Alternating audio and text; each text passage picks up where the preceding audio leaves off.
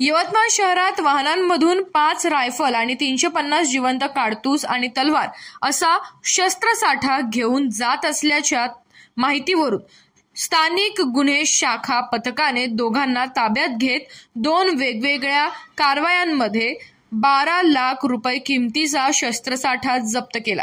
रणवीर रमण वर्मा आणि मोहम्मद अशफार मोहम्मद असलम मलनस उर्फ भाया या दोघांना पोलिसांनी अटक केली।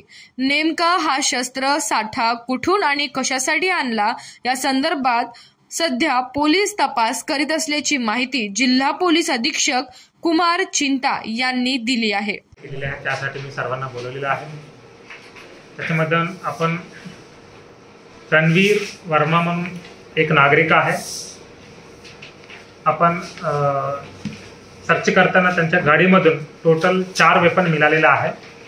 एक .22 रायफल आहे आणि एक एअरगन, एक शॉटगन आणि एक रिव्हॉल्वर अशा 4 वेपन्स म्हणजे गन्स मिळालेले आहे आणि त्याच्यासोबत 350 राउंड्स पण मिळालेले आहे आणि सोबत एक बुलेट प्रूफ जॅकेट आणि बाकी चाकू, ॲरोज असा भरपूर मिळालेला आहे। त्यांच्यावर आपण काल औदुतवाडी पोलीस स्टेशनला गुन्हा दाखल झालेला आहे आणि आरोपीला पण अटक केलेला आहे आणि त्यांचा PCR पण आला 3 दिवसासाठी भेटलेला आहे।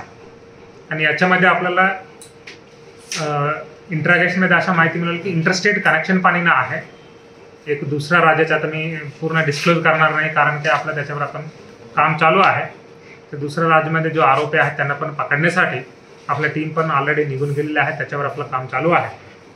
दुसरा एक आरोपी आहे असलम मलनस उर्फ बाया, म्हणजे त्यांना मलनस म्हणून सांगतात। यांच्याकडून पण यांच्या गरजर्सीमध्ये आपल्याला गोपनीय माहिती मिळाली म्हणून आपण केले।